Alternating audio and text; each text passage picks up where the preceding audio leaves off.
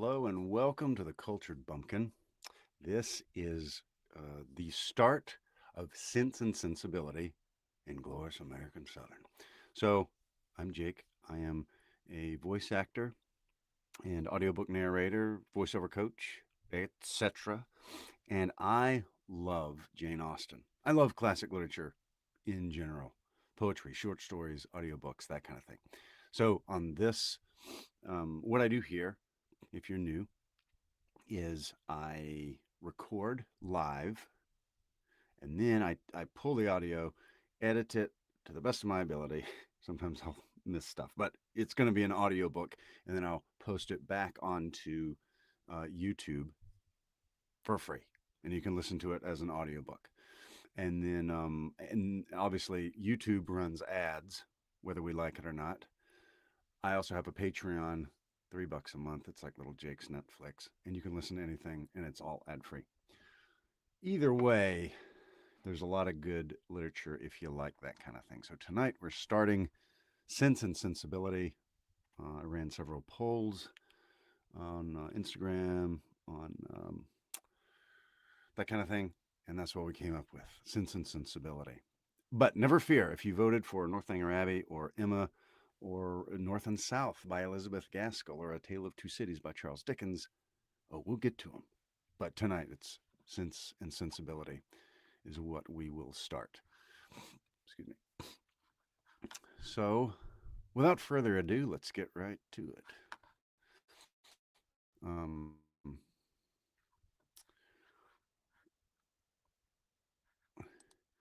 Listening while working on a cigar lamp. We'll turn it up. I know, Sean. I wouldn't talk if I don't know you. I won't talk to you like that. But yeah, if you're in a noisy area, you're gonna probably not hear me. So, I did ya goob. Look at unbelievable. Hello, beautiful mess, fellow Southerner. Okay, so truly, without further ado, here we go. And let me see here. 1 second. I'll make one more thing. Okay. Yeah.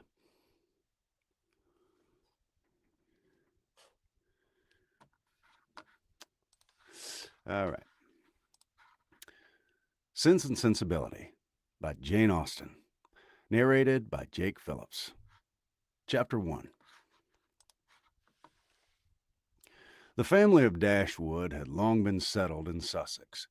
Their estate was large, and their residence was at Norland Park, in the center of their property, where for many generations they had lived in so respectable a manner as to engage the general good opinion of their surrounding acquaintance. The late owner of this estate was a single man, who lived to a very advanced age, and for many years of his life had a constant companion and housekeeper in his sister. But her death, which happened 10 years before his own, produced a great alteration in his home. For to supply her loss, he invited and received into his house the family of his nephew, Mr. Henry Dashwood, the legal inheritor of the Norland estate, and the person to whom he intended to bequeath it. In the society of his niece and nephew and their children, the old gentleman's days were comfortably spent. His attachment to them all increased. The constant attention of Mr. and Mrs. Henry Dashwood to his wishes, which proceeded not merely from interest, but from goodness of heart, gave him every degree of solid comfort which his age could receive, and the cheerfulness of the children added a relish to his existence. By a former marriage, Mr. Henry Dashwood had one son, by his present lady 3 daughters. The son, a steady, respectable young man, was amply provided for by the fortune of his mother, which had been large, and half of which devolved on him on his coming of age. By his own marriage, likewise, which happened soon afterwards, he added to his wealth. To him, therefore, the succession to the Norland estate was not so really important as to his sisters, For their fortune, independent of what might arise to them from their father's inheritance, what property, independent of what might arise to them from their father's inheriting that property, could be but small. Their mother had nothing, and their father only £7,000 in his own disposal. For the remaining moiety of his first wife's fortune was also secured to their child, and he had only a life interest in it. The old gentleman died. His will was read, and, like almost every other will, gave as much disappointment as pleasure. He was neither so unjust nor so ungrateful as to leave his estate from his nephew, but he left it to him on such terms as destroyed half the value of the bequest. Mr. Dashwood had wished for it for the sake of his... Excuse me, sorry, I'm going to do this right here. Stick a little pop filter on there. Okay. Mr. Dashwood had wished for it more for the sake of his own wife and daughters than for himself or his son. But to his son and his son's son, a child of 4 years old, it was secured in such a way as to leave to himself no power of providing for those who were most dear to him, and who most needed a provision by any change on the estate or by any sale of its valuable woods. The whole was tied up for the benefit of this child, who, in occasional visits with his father and mother at Norland, had so far gained on the affections of his uncle by such attractions as are by no means unusual in children of 2 or 3 years old: an imperfect articulation, an earnest desire of having his own way, many cunning tricks, and a great deal of noise, as to outweigh all the value of all the attention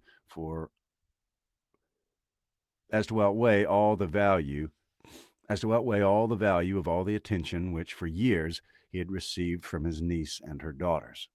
He meant not to be unkind, however, and as a mark of his affection for the 3 girls, left them £1,000 apiece.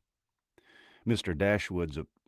Dashwood's disappointment was at first severe, but his temper was cheerful and sanguine, and he might reasonably hope to live many years, and by living economically lay by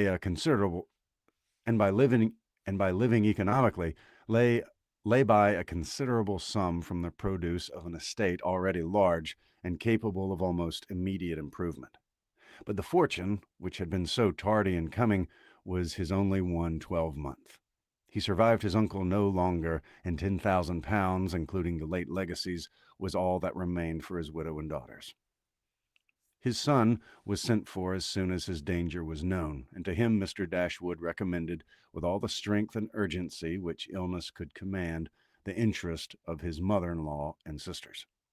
Mr. John Dashwood had not the strong feelings of the rest of his family, but he was affected by a recommendation of such a nature at such a time, and he promised to do everything in his power to make him comfortable.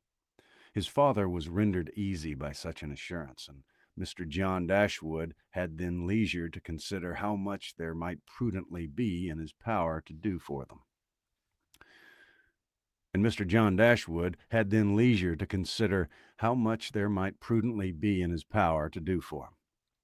was not an ill-disposed young man, unless to be rather cold-hearted and rather selfish as to be ill-disposed, but he was, in general, well-respected, for he conducted himself with propriety in the discharge of his ordinary duties. Had he married a more amiable woman, he might have been made still more respectable than he was. He might have even been made amiable himself, for he was very young when he married and very fond of his wife, but Mrs. John Dashwood was a strong caricature of himself, more narrow-minded and selfish. When he gave his promise to his father, he meditated within himself. Excuse me. Take a little water break here. Sean, how's the audio? I turned my interface up a little bit. I'm a little closer to the mic. If that's still too quiet, you need your ears checked. I'm just kidding. But I can turn it up when I repost it. But if you turn it up too much, it starts getting other stuff.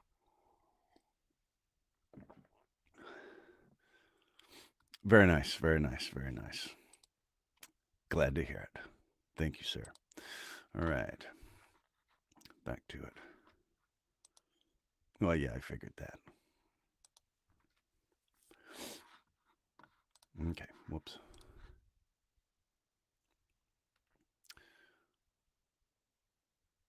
Okay. When he gave his promise to his father, he mediated within himself to increase the fortunes of his sister by the present of £1,000 apiece. He then really thought himself equal to it. The prospect of £4,000 a year, in addition to his present income, besides the remaining half of his own mother's income, warmed his heart and made him feel capable of generosity. Yes, he would give him £3,000. It would be liberal. It would be liberal and handsome. It'd be enough to make him completely easy. £3,000. He could spare so considerable a sum with little inconvenience. He thought of it all day. He thought of it all day long and for many days successively, and he did not repent. No sooner was his father's funeral over than Mrs. John Dashwood, without sending any notice of her intention to her mother-in-law, arrived with her child and their attendants. No one could dispute her right to come. The house was her husband's from the moment of his father's decease, but the indelicacy of her conduct was so much the greater, and to a woman in Mrs. Dashwood's situation, with only common feelings, must have been highly unpleasing. But in her mind there was a sense of honor so keen, a generosity so romantic, that any offense of the kind, by whomsoever given or received, was to her a source of immovable disgust. Mrs. John Dashwood had never been a favorite with any of her husband's family, but she had had no opportunity till the present of showing them with how little attention to the comfort of other people she could act when occasion required it. So acutely did Mrs. Dashwood feel this ungracious behavior, and so earnestly did she despise her daughter-in-law for it, that on the arrival of the latter she would have quitted the house forever had not the entreaty of her eldest girl induced her to reflect on the propriety of going, and her own tender love for all her 3 children determined her afterwards to stay, and for their sakes avoid a breach with their brother. Eleanor, this eldest daughter, whose advice was so effectual, possessed a strength of understanding and coolness of judgment which qualified her, though only 19, to be the counselor of her mother, and enabled her frequently to counteract, to the advantage of them all, that eagerness of mind which Mrs. Dashwood must generally have led to imprudence. That eagerness of mind in Mrs. Dashwood which must generally have led to imprudent. Dead gummit. I'm hacking my way through the jungle here, it feels like, with a machete. That eagerness of mind in Mrs. Dashwood, which must generally have led to imprudence. Yes. She had an excellent heart. Her disposition was affectionate, and her feelings were strong, and she knew how to govern them. It was a knowledge which her mother had yet to learn, and which one of her sisters had resolved never to be taught. Mary Ann's abilities were in many respects quite equal to Eleanor's. She was sensible and clever, but eager in everything. Her sorrows, her joys could have no moderation. She was generous, amiable, interesting, she was everything but prudent. The resemblance between her and her mother was strikingly great. Eleanor saw with concern the excess of her sister's sensibility, but by Mrs. Dashwood it was valued and cherished. They encouraged each other now in violence of their affliction. The agony of grief which overpowered them at first was voluntarily renewed, was sought for, was created again and again. They gave themselves up wholly to their sorrow, seeking increase of wretchedness in every reflection that could afford it, and resolved against ever admitting consolation in future. Eleanor, too, was deeply conflicted, but still she could struggle, she could exert herself, she could consult with her brother, could receive her sister-in-law on her arrival and treat her with proper attention, and could strive to rouse her mother to similar exertion and encourage her to similar forbearance. Margaret, the other sister, was good-humored, was a good-humored, well-disposed girl, but as she had already imbibed a good deal of Marianne's romance without having much of her sense, she did not at 13 bid fair to equal her sisters at a more advanced period of life. All right, that was chapter 1. Let's dip our toes into chapter 2. Chapter 2. Mrs. John Dashwood now installed herself as mistress of Norland, and her mother and sister-in-law were degraded to the condition of visitors.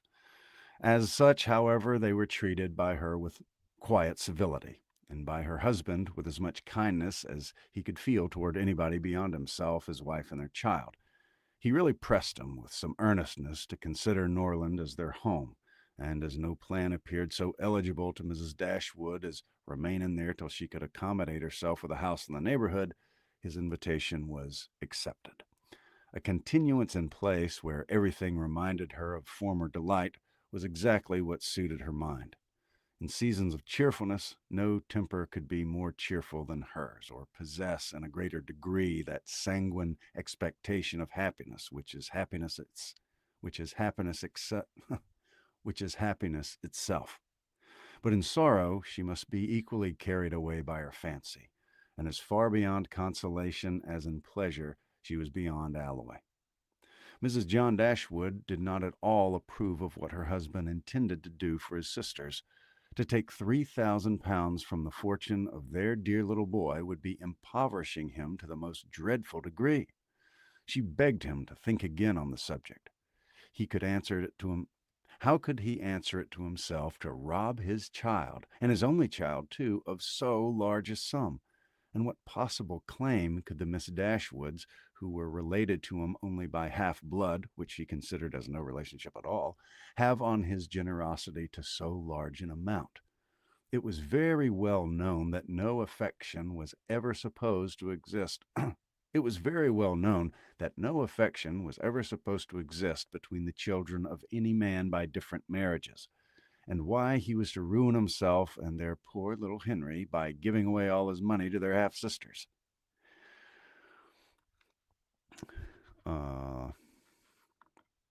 It was my father's last request to me, replied her husband, that I should assist his widow and daughters. He did not know what he was talking of, I dare say. 10 to 1, but he was light-headed at the time. Had he been in his right senses, he could not have thought of such a thing as begging you to give away half your fortune from your own child. He didn't stipulate for any particular sum, my dear Fanny. He requested only me, in general terms, to assist them and make their situation more comfortable than it was in his power to do.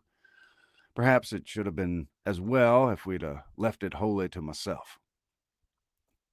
Perhaps it would have been as well if he had left it wholly to myself.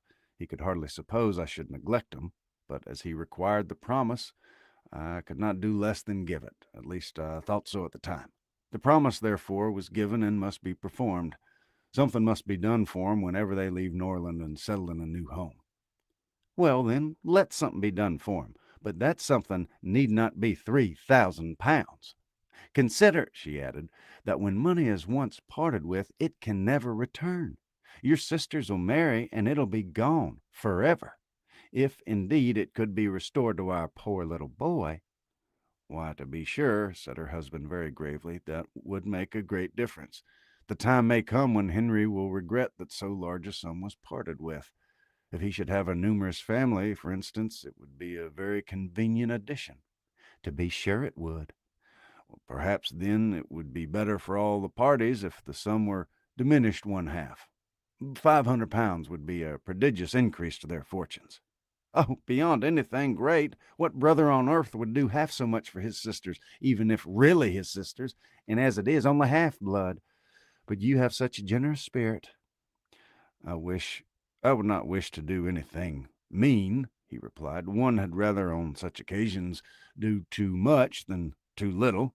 No one, at least, can think I have not done enough for them. Even themselves, they can hardly expect more. There's no knowing what they may expect. said the lady, but we're not to think of their expectations. The question is, what can you afford to do? Certainly, I think I may afford to give them £500 apiece. As it is, without an addition of mine, they'll have about £3,000 on their mother's death, a very comfortable fortune for any young woman. To be sure it is, and indeed it strikes me that they can want no addition at all. They'll have £10,000 divided amongst them. If they marry, they'll be sure of doing well, and if they don't, they may all live very comfortably together on the interest of £10,000. That's very true, and therefore I don't know whether, upon the whole, it'd not be more advisable to do something for their mother while she lives, rather than for them. Something of the annuity kind. Something of the annuity kind. I mean, my sisters would feel the good effects of it as well as herself. 100 a year would make 'em all perfectly comfortable. His wife hesitated a little, however, to give her consent to this plan. To be sure, she said, it's better than parting with £1,500 at once. But then if Mrs. Dashwood should live 15 years, we shall be completely taken in. 15 years? My dear Fanny, her life cannot be worth half that purchase. Well, certainly not, but if you observe, people always live forever when there's an annuity to be paid to them, and she's very stout and healthy and hardly 40. An annuity is a very serious business. It comes over and over every year, and there's no getting rid of it. You're not aware of what you're doing. I've known a great deal of the trouble of annuities, for my mother was clogged with the payments of three to old superannu and with the payments of three to old superannuated. I don't even know that word. I've never seen it. I'm just going to make something up. For my mother was clogged with the payment of three to old superannuated servants by my father's will, and it's amazing how disagreeable she found it. Twice every year these annuities were to be paid, and then there was the trouble of getting it to them, and then one of them was said to have died, and afterwards it turned out to be no such thing. My mother was quite sick of it. Her income was not her own, she said, with such perpetual claims on it, and it was the more unkind in my father because otherwise the money would have been entirely at my mother's disposal without any restriction whatever. It's given me such an abhorrence of annuities that I'm sure I would not pin myself down to the payment of one for all the world.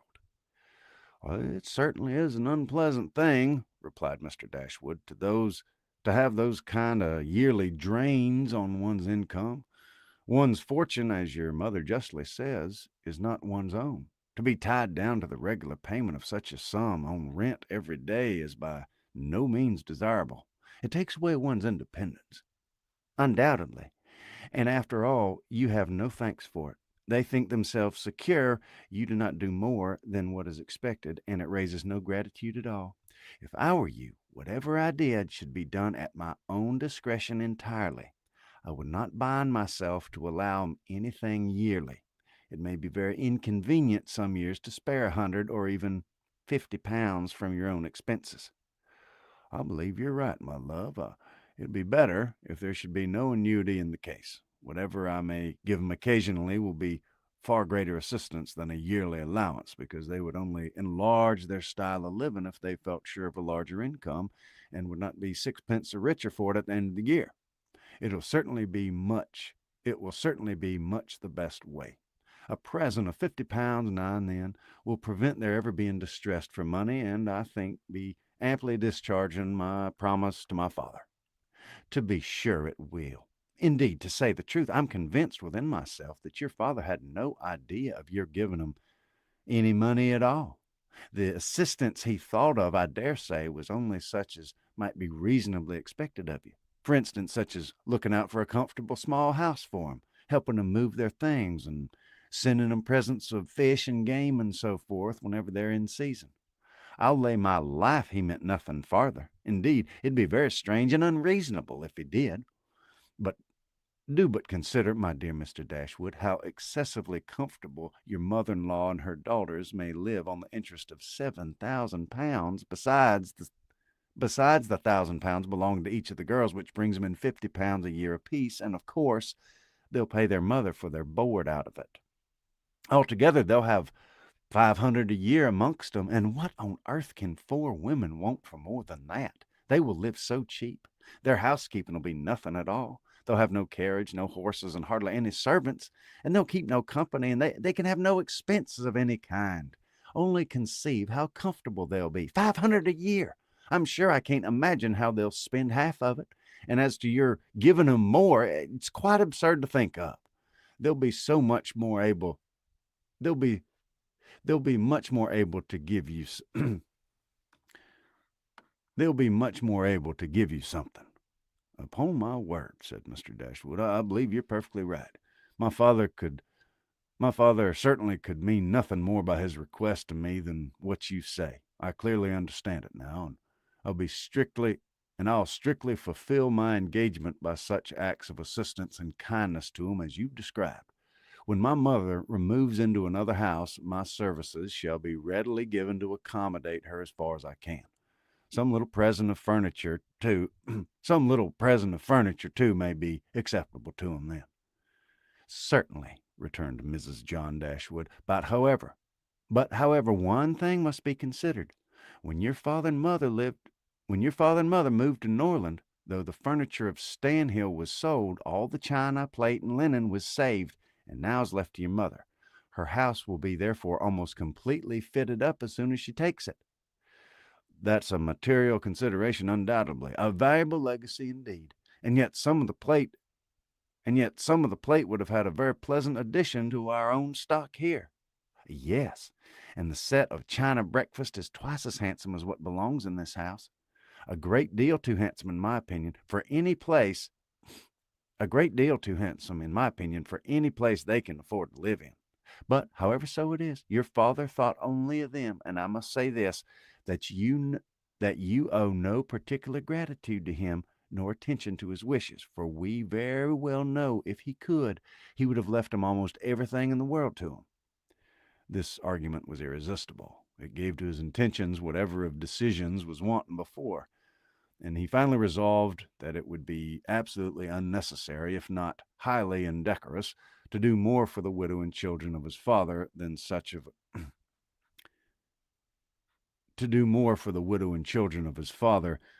kind of neighborly acts as his own wife pointed out. That was chapter 2.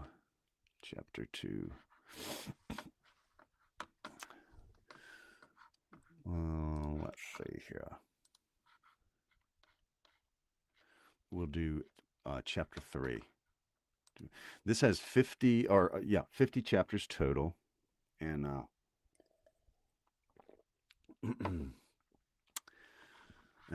so we'll knock out our third one for the evening, so that'll be good.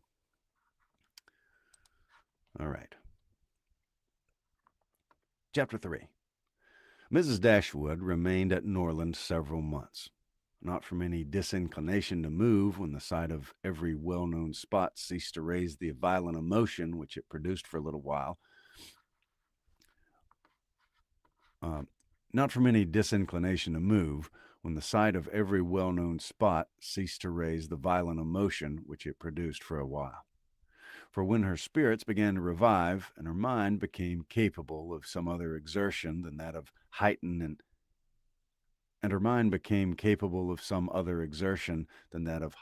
its affliction by melancholy remembrances, she was impatient to be gone, and indefatigable in her inquiries for a suitable dwelling in the neighborhood of Norland. For to remove far from that beloved spot was impossible. But she could hear of no situation that at once answered her notions of comfort and ease, and suited the prudence of her eldest daughter, whose steadier judgment rejected several houses as too large for their income, which her mother would have approved. Mrs. Dashwood had been informed by her husband of the solemn promise on the part of his son in their favor, which gave comforts to his last earthly reflections. She doubted the sincerity of this assurance no more than he doubted it himself, and she thought of it for her daughters, sake with satisfaction, though as for herself, she was persuaded that a much smaller provision than the 7,000 pounds a year would support her in affluence. For their brother's sake too, for the sake of his own heart, she rejoiced, and she reproached herself for being unjust to his merit before and believing him incapable of generosity. His attentive behavior to herself and his sisters convinced her that her welfare was dear to him, and for a long time she firmly relied on the liberality of his intentions. The contempt which she had very early in their acquaintance felt for the contempt which she had very early in their acquaintance felt for her daughter-in-law was very much increased by the farthest knowledge of her character, which half a year's residence in her family afforded, and perhaps in spite of every consideration of politeness or maternal affection on the side of the former, the two ladies might have found it impossible to have lived together so long, had not a particular circumstance occurred to give still greater eligibility, according to the opinions of Mrs. Dashwood, to her daughter's continuance at Norland. This circumstance was a growing attachment between her eldest girl and the brother of Mrs. John Dashwood, a gentlemanlike and pleasing young man who was introduced to their acquaintance soon after his sister's establishment at Norland, and who had spent the greater part of his time there.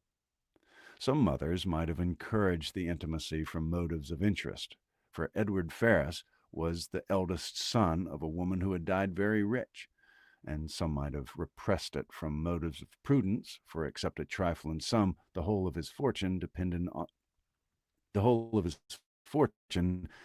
depended on the will of his mother.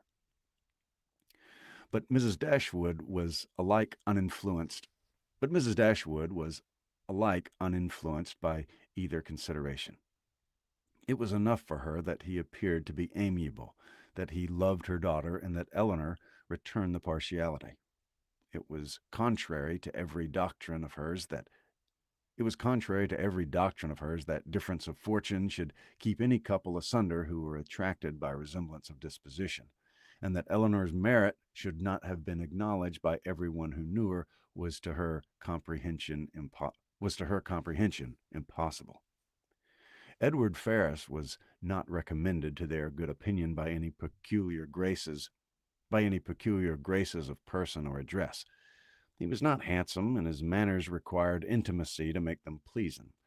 He was too diffident to do justice to himself. But when his natural shyness was overcome, his behavior gave every indication of an open,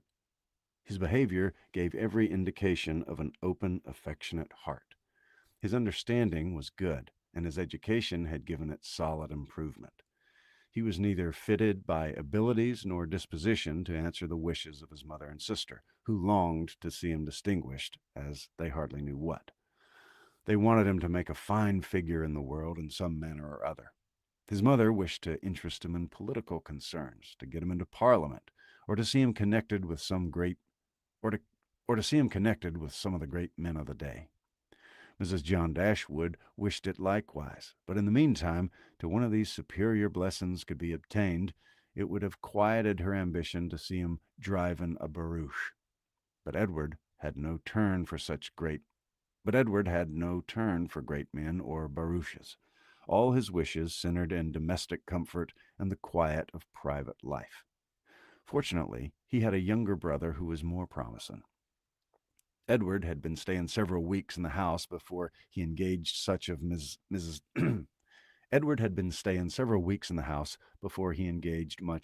Dashwood's attention, for she was at that time in such affliction as rendered her careless of surrounding objects.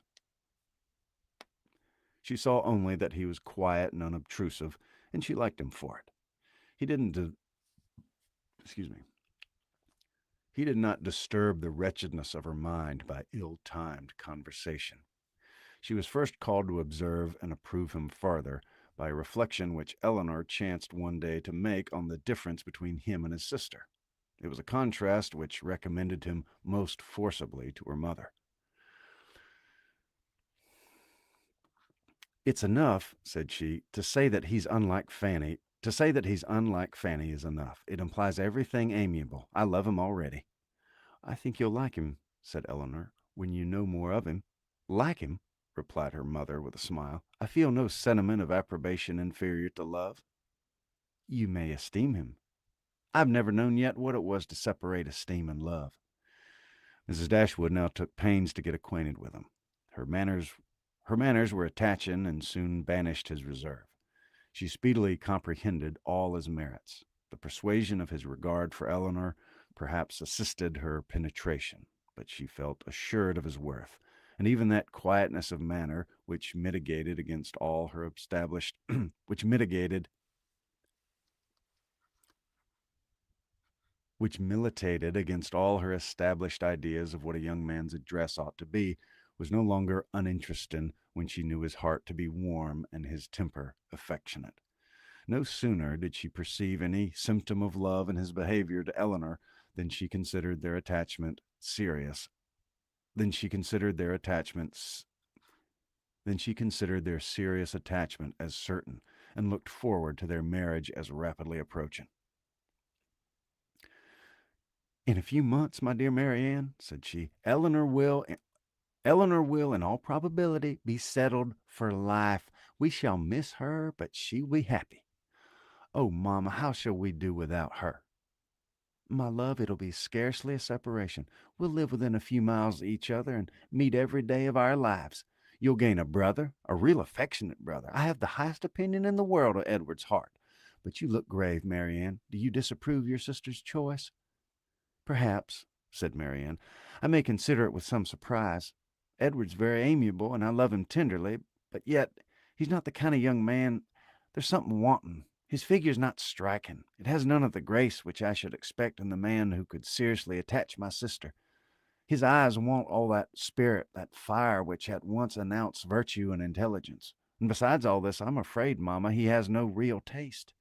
Music seems scarcely to attract him, and though he admires Eleanor's drawings very much, it's not the admiration of a person who can understand their worth. It's evident in spite of his frequent attention to her while she draws, that, in fact, he knows nothing of the matter. He admires as a lover, not as a connoisseur. To satisfy me, those characters must be united. I could not be happy with a man whose taste did not in every point coincide with my own. He must enter into all my feelings. The same books, the same music must charm us both. Oh, Mamma, how spiritless, how tame was Edward's manner in reading to us last night. I felt for my sister most severely, yet she bore it with so much composure, she seemed scarcely to notice it. I could hardly keep my seat to hear those beautiful lines which have frequently almost driven me wild, pronounced with such impenetrable calmness, such dreadful indifference. He would certainly have done more justice to simple and elegant prose. I thought so at the time. But you would give him Cowper. Nay, Mamma, if he's not to be animated by Cowper. But we must allow for differences of taste. Eleanor has not my feelings, and therefore she may overlook and be happy with him. But it would have broken my heart had I loved him to hear him read with so little sensibility. Mamma, the more I know of the world, the more I'm convinced that I shall never see a man whom I can really love. I require so much. He must have all Edward's virtues, and his person and manners must ornament his goodness with every possible charm. Remember, my love, that you're not 17. It's yet too early in life to despair of such a happiness. Why should you be less fortunate than your mother? In one circumstance only, my Marianne, may your destiny be different from hers. So that is chapter 3. Thank you very much for watching. You got to get this. I love this copy. It's great. If you don't have it in your library, you ought to get it. I'm going to put a link in the description. I don't know if it's there yet, but you can get it if you want. But you need it. You need it in your library. Anywho, thank you very much for watching, and I'm going to try to do this every night. till